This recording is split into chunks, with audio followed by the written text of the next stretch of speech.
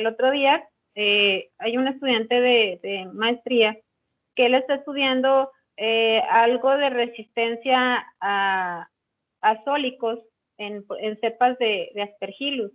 Entonces, el muchacho hablaba que en el artículo había un poquito de conflicto de interés porque quien proporcionaba los fármacos pues era la empresa, no sé si ustedes hayan hablado, Sigma o Merck, que es de las mejores, si no es que me atrevo a decir que es la mejor, que tiene calidad. Y así como tiene calidad, pues los costos de los reactivos y de los fármacos son carísimos. Entonces estamos hablando, fíjense, que nos pueden dar 100 miligramos de algún antibiótico o de algún antimicótico que pueden llegar a costar hasta 10,000 pesos. Entonces yo le pregunto al estudiante, porque esto le hicieron pruebas de resistencia con cepas de pacientes hospitalizados. Entonces yo le pregunto al paciente qué tan confiables son sus resultados precisamente por esto que nos acaba de mencionar Ana Pau. ¿Cómo nosotros lo llevamos al paciente si nosotros le estamos dando un fármaco que tiene un 99.8 de pureza? Cuando nosotros sabemos que si nosotros le diéramos esto al paciente, pues para empezar no podríamos pagarlo, ¿no? Porque la cantidad que se necesita pues depende del peso del paciente. Entonces imagínense ustedes todos estos factores que decimos, híjole, qué buen tratamiento está haciendo porque pues tiene sensibilidad al fármaco, sí, pero el fármaco tiene una calidad y una pureza que realmente los fármacos que tenemos pues en la vida cotidiana no lo son. Hay algunos que son muy caros precisamente por esto que les estoy diciendo. Entonces, todos estos factores que intervienen, todos estos factores que nosotros controlamos, pudieran darnos resultados que pues van muy acorde a lo que se está haciendo en el laboratorio. No perdamos de vista esta parte. Que sí hay pruebas rutinarias, que sí hay pruebas que son manipuladas por buenos químicos o químicos que tienen toda la vida haciéndolo. Fíjense, la cantidad de la siembra también es otro punto bien importante, que cuando vamos al laboratorio, siempre les digo, le ponen, cuando hacen esta resiembra, le ponen como si fuera mayonesa, agarran con el asa bacteriológica muchas bacterias porque creen que esto es lo ideal y le ponen muchas. Y luego me dicen después, es resistente al fármaco. Les digo, no, lo que pasa es que la siembra es demasiada y el antibiótico que tiene el sensidisco pues es muy poco. Entonces, todos estos factores tenemos que tomar en cuenta para dar un posible resultado. Siempre pues hay que mandarlo a realizar en laboratorios donde se sepa pues que tienen todos estos factores controlados o todos estos factores pues ya establecidos, ¿no? En donde no vayan a haber cuestiones que son de la manipulación de la persona que está efectuando estos ensayos. ¿Alguna duda hasta aquí? No. Adelante, por favor. Le das a la siguiente, por favor.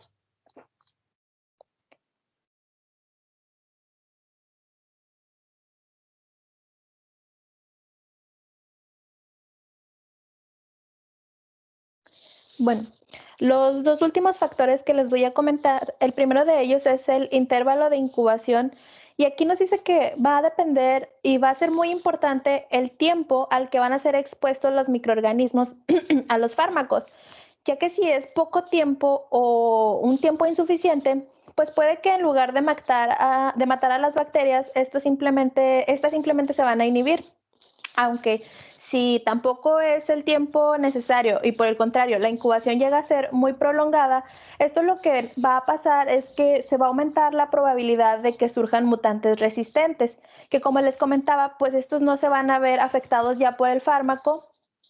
O bien, también en estos casos, aquellos microorganismos que son menos sensibles pueden empezar a multiplicarse en cuanto el fármaco vaya comenzando a degradarse. Entonces, es muy importante saber qué tanto tiempo va a durar la incubación de acuerdo al fármaco para obtener la respuesta que se desea. El último factor es la actividad metabólica de los microorganismos. Aquí nos indicaba que de acuerdo a su metabolismo, aquellos microorganismos que están activos y que proliferan o se reproducen muy rápido, estos van a ser más sensibles a los fármacos. Es decir, estos fármacos son más eficientes en este tipo de microorganismos, por el contrario de aquellos que están en reposo o inactivos, ya que estos pueden sobrevivir al fármaco, pero en el libro se mencionaba que aunque estos pueden sobrevivir al fármaco, su descendencia, por el contrario, sí puede ser sensible al medicamento. Entonces, bueno, como yo lo entendí, los inactivos o en reposo no les va a pasar nada por el efecto de este fármaco, pero a su densidad sí.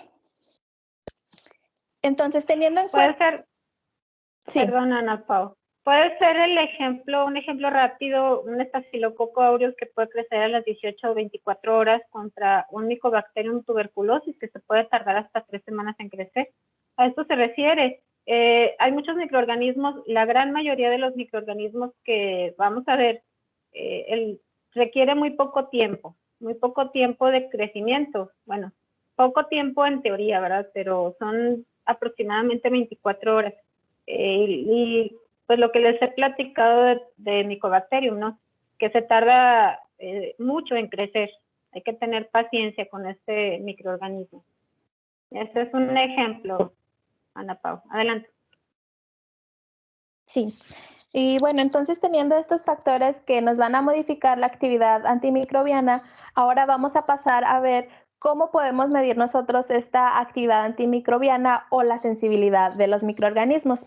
Le hace la siguiente, por favor.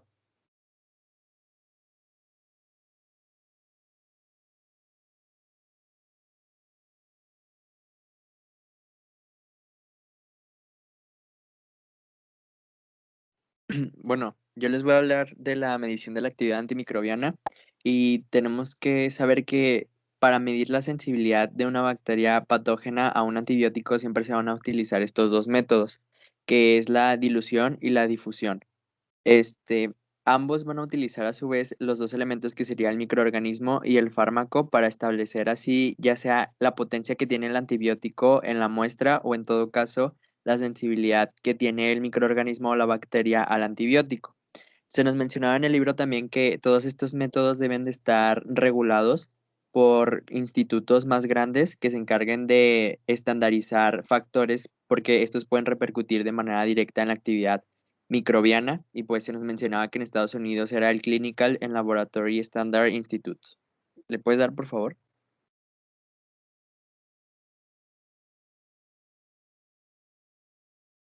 Bueno, empezando con el método de dilución, se le conoce así porque se le va a ir incorporando antibiótico en cantidades escalonadas, es decir, primero empieza con poco y luego se le va agregando un poco más de antibiótico o del fármaco antimicrobiano que se está pues experimentando o investigando al medio bacteriológico y este medio bacteriológico puede ser tanto líquido o sólido. En primer lugar, tenemos que las diluciones, perdón, siempre tienen que estar al doble de la sustancia antimicrobiana, es decir, que nuestro cultivo de bacterias siempre tiene que ser mayor que lo que nosotros estamos experimentando como fármaco. También tenemos que se deben de incubar las bacterias que se están poniendo a prueba y finalmente va a aparecer lo que se conoce como criterio de valoración, que es la cantidad de sustancia antimicrobiana que se necesita ya sea para inhibir la proliferación del microorganismo o en todo caso para aniquilarlo por completo. ¿Le puede ser, por favor?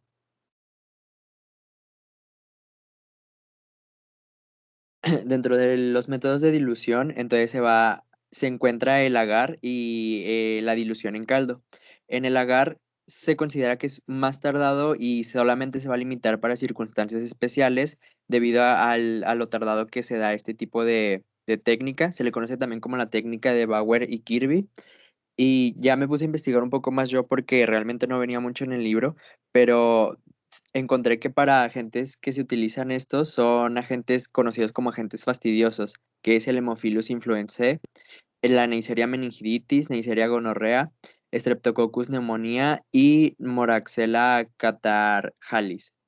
Entonces, solamente se limita para este tipo de microorganismos debido al tiempo en el que se tardan para cultivar, por así decirlo.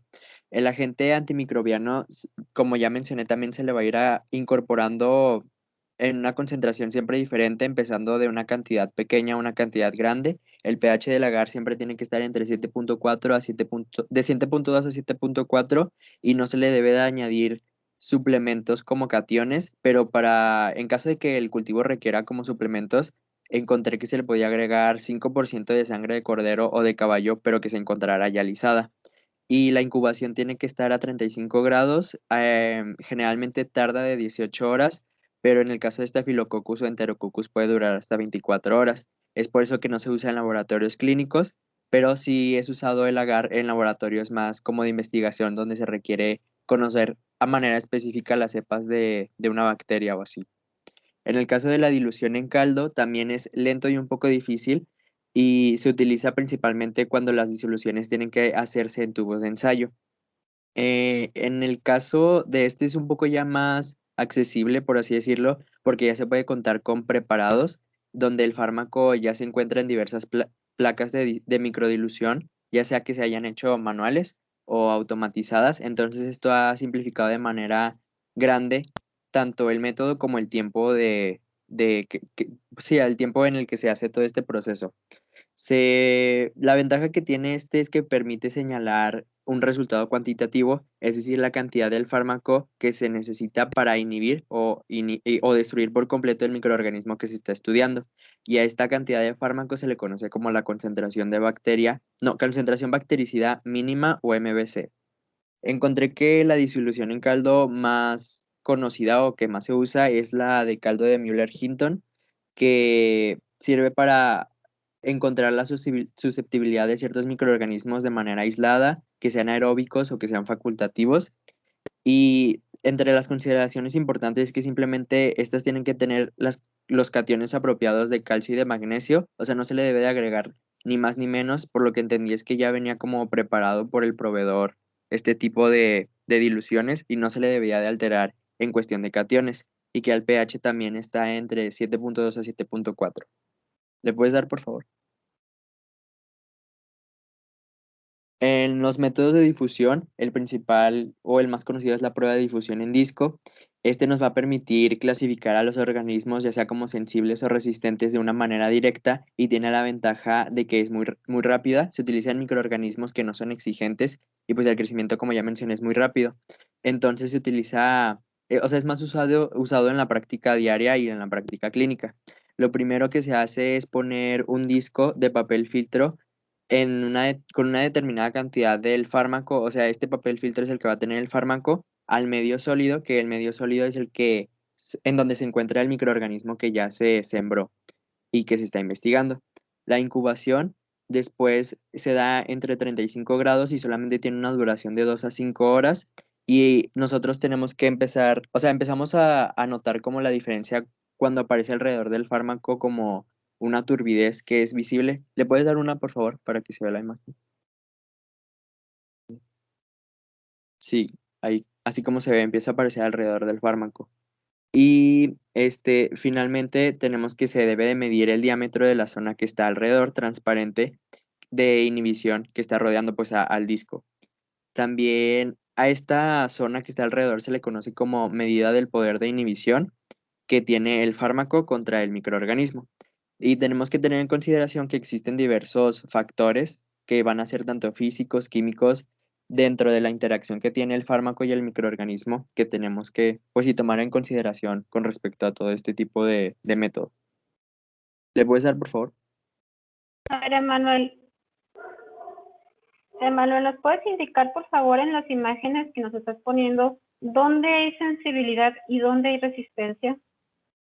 Ah, bueno, es que creo que no se ve mi puntero, pero como podemos ver, en donde se ve la transparencia alrededor del fármaco, eso es sensibilidad que tiene alrededor todo el microorganismo que se está cultivando. Por el contrario, mira, ahí arribita se ve el fármaco y ni siquiera aparece pues esa zona donde se está alrededor viendo la turbidez, o sea, no está, ahí hay resistencia por parte del microorganismo a ese fármaco.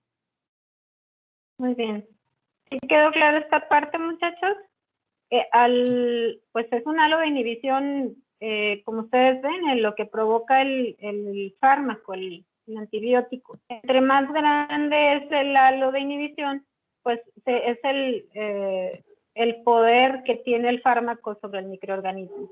Adelante, Manuel. ¿Le puedes dar, por favor?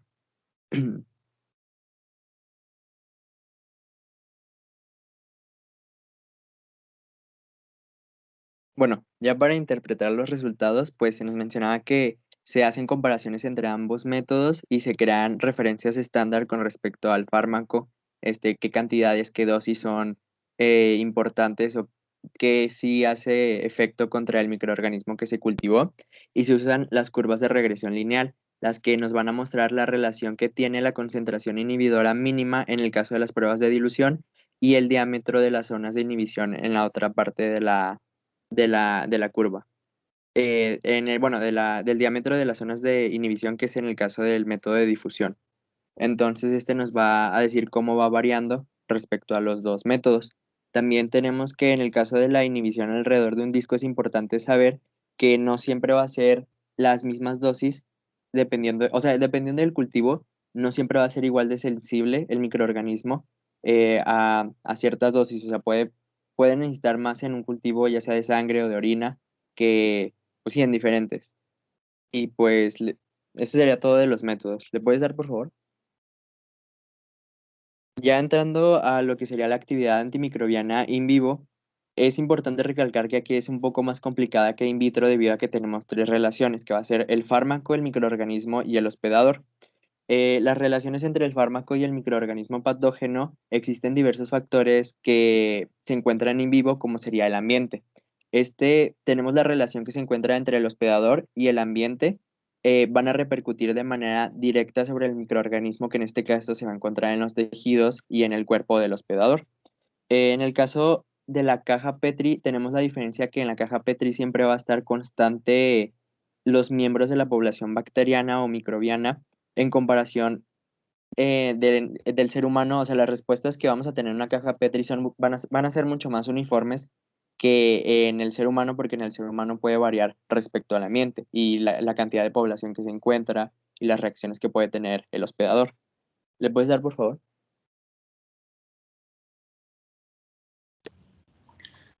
¿Sí me escucho? Sí. Y se ve la pantalla, ¿verdad? Sí, sí, sí. Ah, muy bien.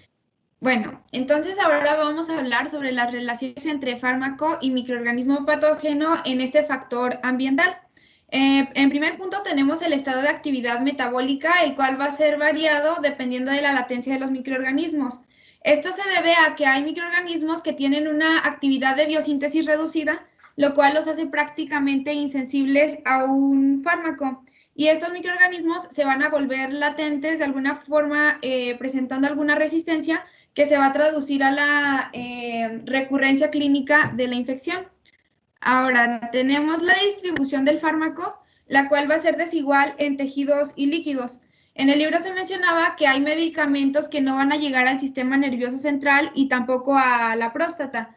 Sin embargo, pues se van a concentrar en mayor cantidad en sangre y orina y, por ejemplo, los microorganismos ocasionalmente generan alguna reacción hística que los va a proteger del fármaco. Y también en el caso de las lesiones con tejido necrótico y pus, van a absorber al fármaco de manera que éste no tenga contacto con el microorganismo.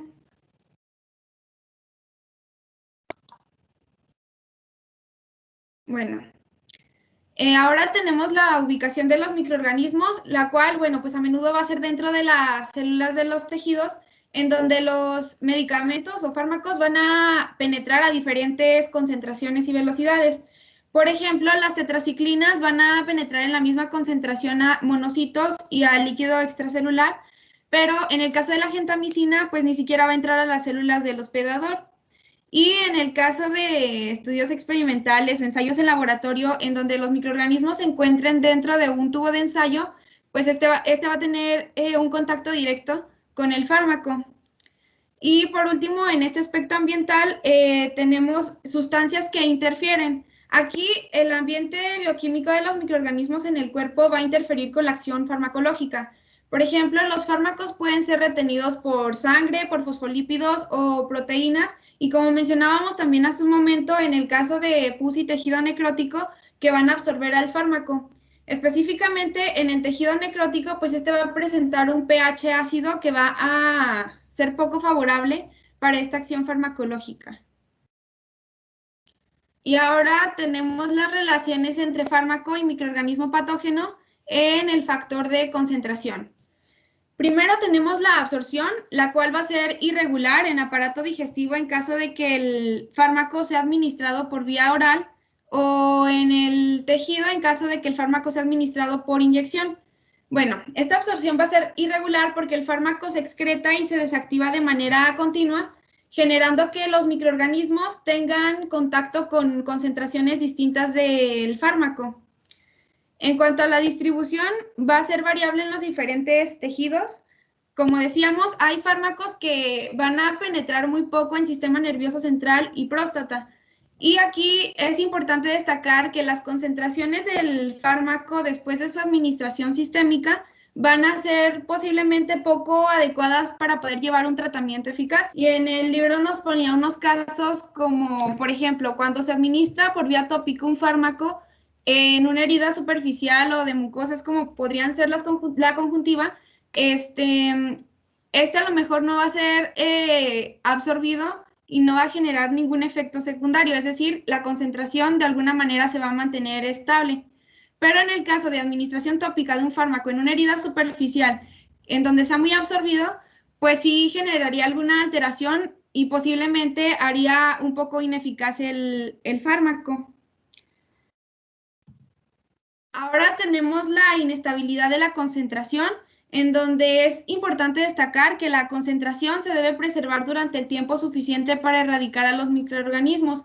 Y para esto es importante tomar en cuenta la relación dosis-tiempo, en donde mientras mayor sea la dosis, mayor va a ser el intervalo permisible de la dosis, y entre menor sea la dosis, menor va a ser el intervalo. En efecto postantibiótico, bueno, aquí esto consiste en la proliferación tardía de las bacterias después de ser expuestas a antibióticos. A mí me generó un poquito de conflicto porque pues se supone que el objetivo de los antibióticos es ayudar al organismo, a luchar contra estos microorganismos.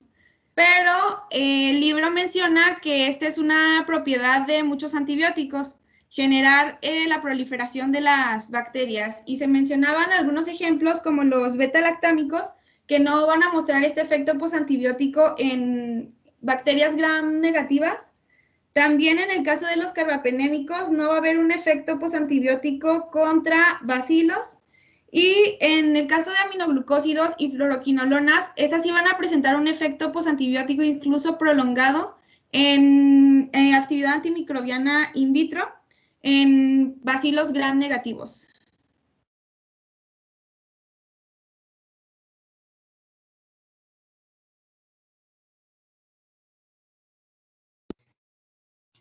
Bueno, yo les hablaré sobre relaciones entre hospedador y microorganismo patógeno. Bueno, aquí vamos a tener pues la interacción entre tanto el humano, el hospedador, la bacteria y la acción del antibiótico, ya que va a actuar de diferentes formas y vamos a tener estas tres, que va a ser la modificación de la respuesta inmunitaria, la modificación de la respuesta de los tejidos y por último la modificación de la respuesta de la microbiota. ¿Le dan a la siguiente, por favor?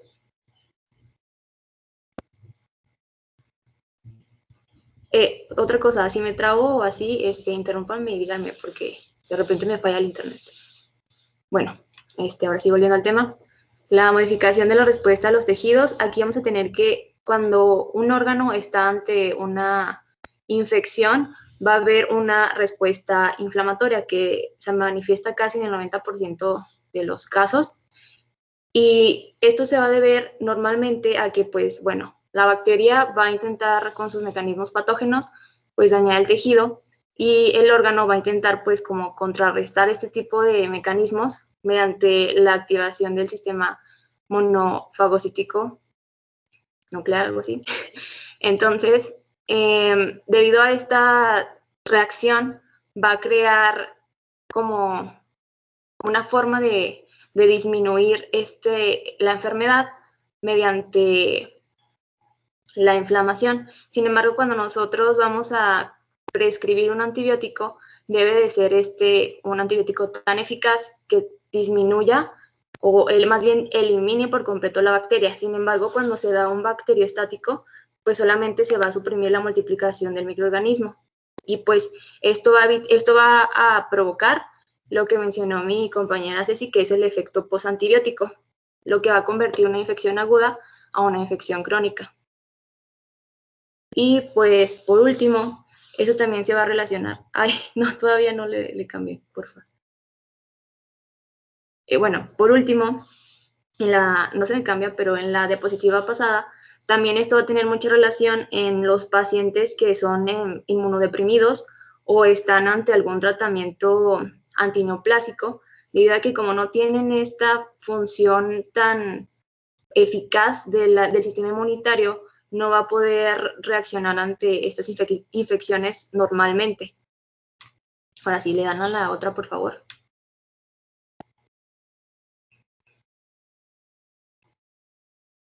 Ok, bueno. Ahora en la modificación de la respuesta inmunitaria.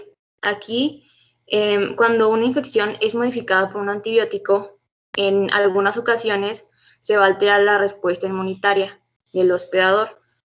Aquí el libro nos pone un ejemplo de una infección faríngea por estreptococo beta hemolítico del grupo A, que mediante una hiperinmunización va a provocar la fiebre reumática, pero esto de cierto modo sucede ya que algunos antibióticos van a provocar a lo mejor cierto tipo de reacciones químicas en los tejidos u órgano blanco ante esta enfermedad, lo que va a ocasionar que a lo mejor se libere una gran cantidad de citocinas para que se active pues una gran cantidad de neumocitos, lo que va a ocasionar la alteración de la enfermedad principal, que en este caso sería la fiebre reumática.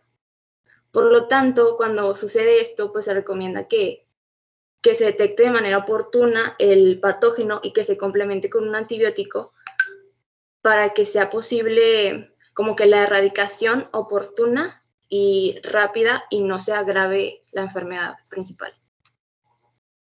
¿Le pueden dar a la siguiente, por favor?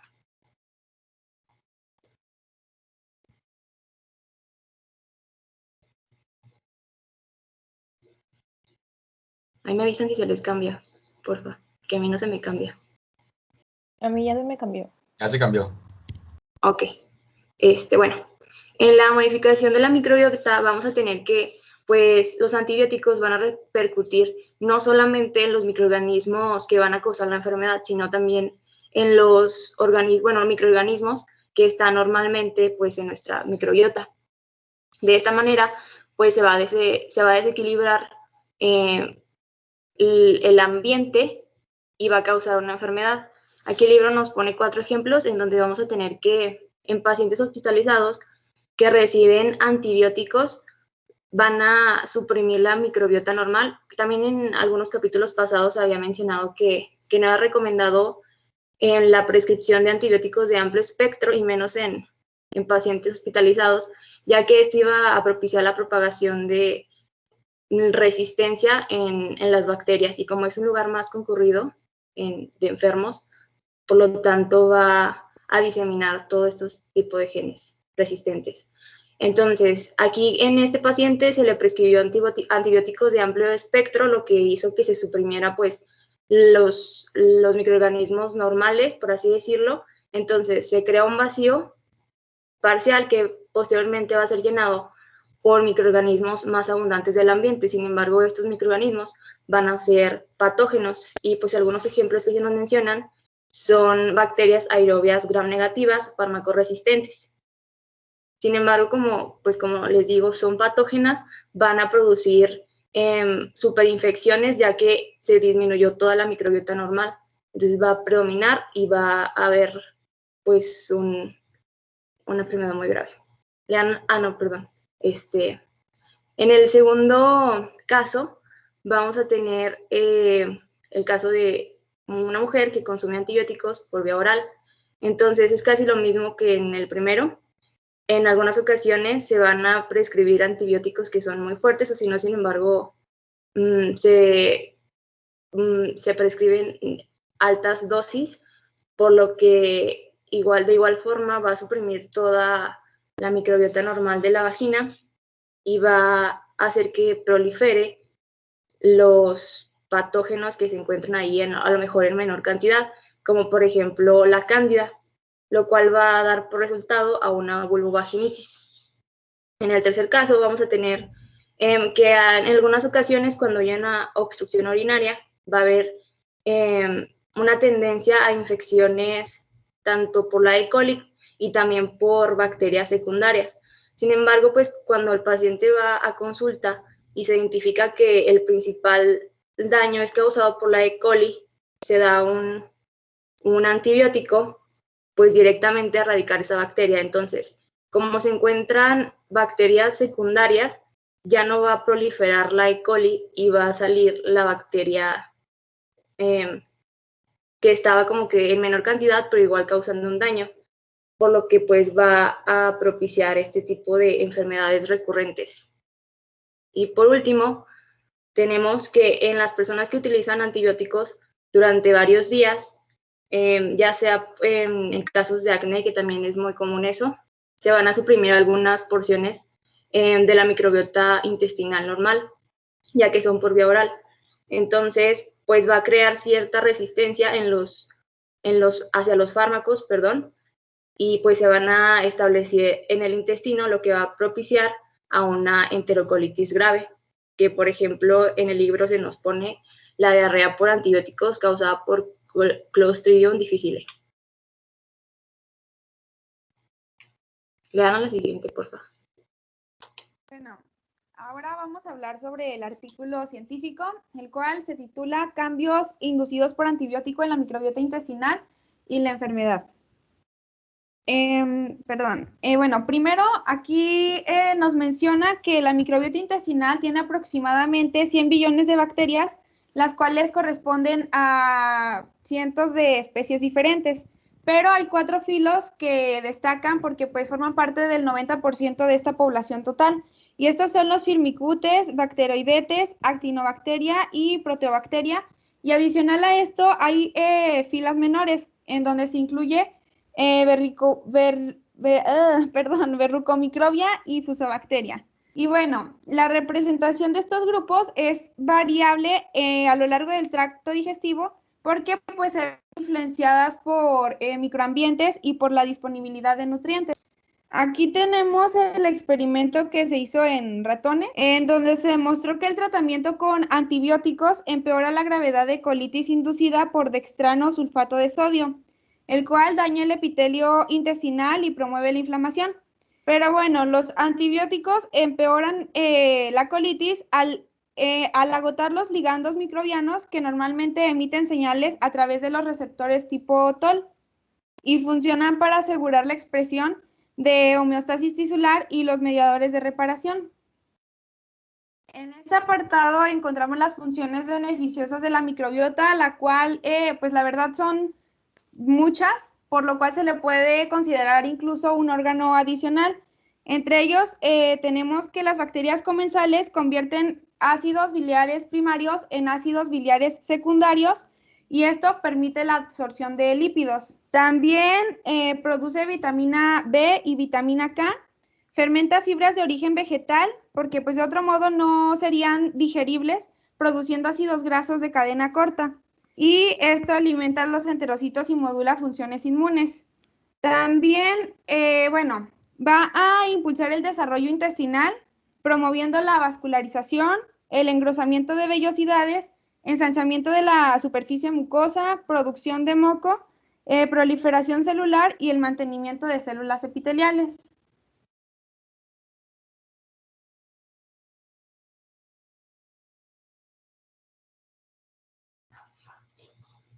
Oigan, sigo yo creo, pero no se me cambia nada. Entonces, les quiero señalar porque viene una imagen. Me dicen cuando ya se les cambie. ¿Ya se les cambió a ustedes? Sí. A mí ya se me cambió. Ok, bueno. En el artículo también menciona, aparte del experimento que se realizó con el ratoncito en cuanto a la inmunidad, también querían verificar exactamente a qué se debía, qué fuerzas más bien implicaban en la generación de la resistencia a los antibióticos. Entonces, ellos, mediante toda esa clase de reacciones inmunitarias que están muy a profundidad, que la verdad nosotros no nos metimos en tanto en eso porque estaba muy, muy extenso y muy pesado. Entonces, así más o menos en lo que entendimos, hubo el reconocimiento y la respuesta inmune, que es lo que les digo. Entonces, como se puede ver en la imagen, el artículo nos dice que la resistencia a los antibióticos se genera por mutaciones que pueden ser inducidas por varias fuerzas impulsoras, bueno, que son las 3 que les digo, pero dice que son por las competencias entre interespecies y intraespecies, que es como se ve en el dibujito. También dice que va a haber como una inducción por una presión selectiva que va a favorecer el desarrollo de las resistencias, como por ejemplo algunos receptores de TLR o péptidos antimicrobianos derivados del huésped. También dice que algunas moléculas bacterianas pueden sufrir como mutaciones y proporcionar resistencia a antibióticos pues relevantes. Entonces, también por último se menciona la presión antibióticos exógenos a través de prácticas médicas. Estos, hagan de cuenta que al ratoncito le van metiendo como unas infusiones recurrentes de antibióticos muy fuertes, lo que pues lo va a ocasionar que a fuercitas se logre hacer una resistencia ante el antibiótico. Entonces, pues esta resistencia se va a intercambiar entre bacterias entre diferentes especies mediante pues la transferencia horizontal de genes, que es lo que se observa en el dibujo derecho hacia el final. Y bueno, le dan a la siguiente, por favor.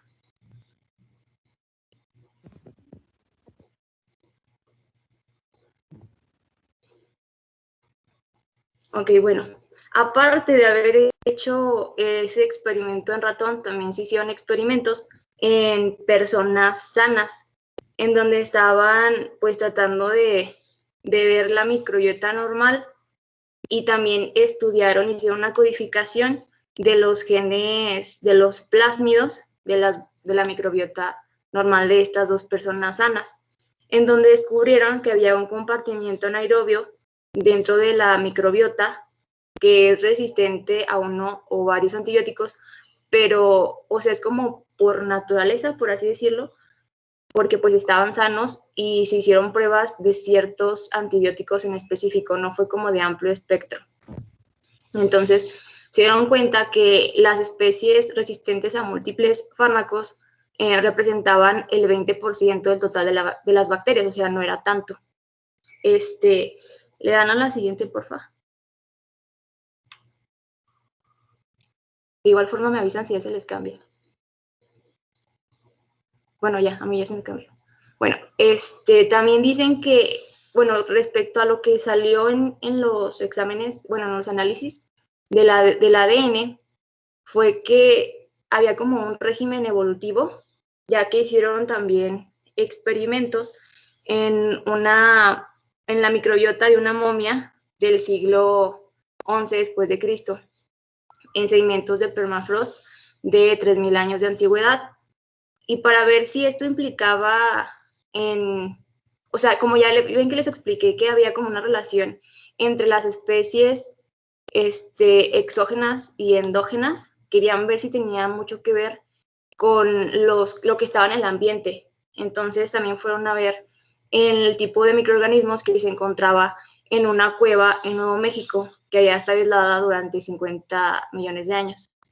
Y pues se dieron cuenta que tenían como sus genes tenían como codificaban para el mismo tipo de mecanismos. O sea, no eran resistentes a, por ejemplo, no sé, tetraciclinas, pero tenían el mecanismo similar a la resistencia que se forma en la tetraciclina. Entonces se llegó a la conclusión que esto era como una evolución de la bacteria, o sea que en general las bacterias van a tener la resistencia como natural, o sea, naturalmente van a tener la resistencia a las bacterias, a los antibióticos, perdón, a lo mejor no de igual forma, pero similar, y van a evolucionar provocando esta resistencia. No sé si me estoy explicando.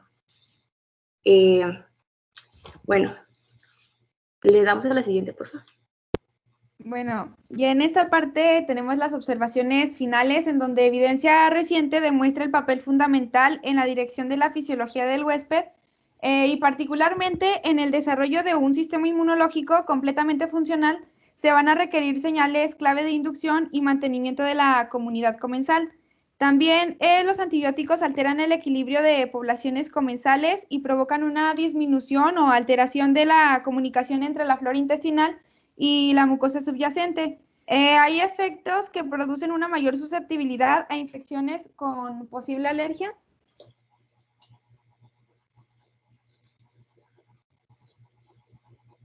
Oigan, ¿alguien está hablando? Se me trabó. Ya no se escuchó, Ceci. Bueno, creo que... Bueno, no, prosigue, sí. Sí, bueno, es que lo último que les dije es que hay efectos que producen una mayor susceptibilidad a infecciones con posibles alergias. Bueno, complementando lo que dijo mi compañera Ceci, también se menciona que incluso un mal uso de los antibióticos, según lo que se registró en el experimento, también puede llegar a ocasionar un síndrome metabólico, que en este caso, como se había mencionado al principio, en las funciones de la microbiota, se creaba como una capa entre el moco y la microbiota que a veces cuando había un desequilibrio se rompía y generaba un síndrome de mala absorción, o también podría tener una respuesta alérgica ante un descontrol en las reacciones químicas entre el fármaco y las reacciones normales hísticas. Y por último, pues la resistencia ante altas dosis ante altas dosis de una resistencia microbiana. Y ya, sería todo.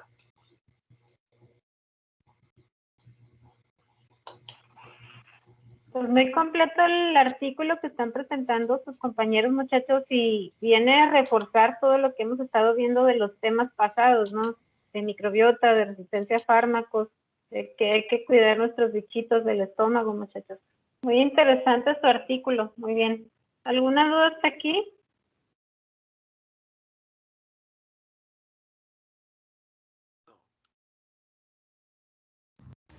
De mi parte, no, doctora. Muy bien.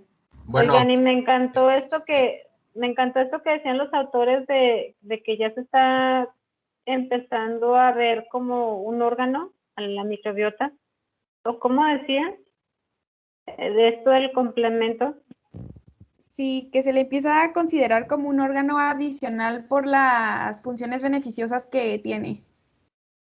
Me encantó este concepto, ¿eh? Alguien iba a hablar, perdón. Adelante.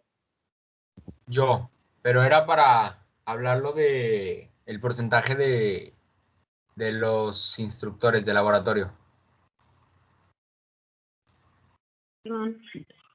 Sí, Maryland. ¿Cuál es la duda? ¿Ya tuvieron la reunión? Ni les pregunté, perdón. Bueno, soy Edrey, pero ya la tuvimos. Pero siempre nos confunden. Ya tuvimos la reunión. Sí, y pues Es que hablan igual. creo que todos no estamos conforme con el porcentaje del 30%. No sé si alguien esté inconforme que quiera decir de que no, pues a mí sí me parece bien. Pero creo que todos estamos como inconformes y pues queríamos bajar como el porcentaje.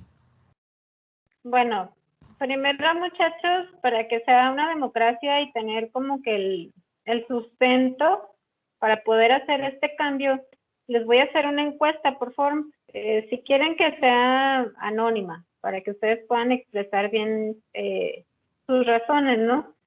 Y de esta forma, pues, de todas maneras, al final yo voy a tomar la decisión, muchachos, pero sí quiero que, pues, que tengamos evidencia, ¿no? Si les parece bien, voy a hacer una encuesta y donde voy a poner a grandes rasgos nada más para escucharlos, para saber qué opinan también o qué es lo que ustedes proponen.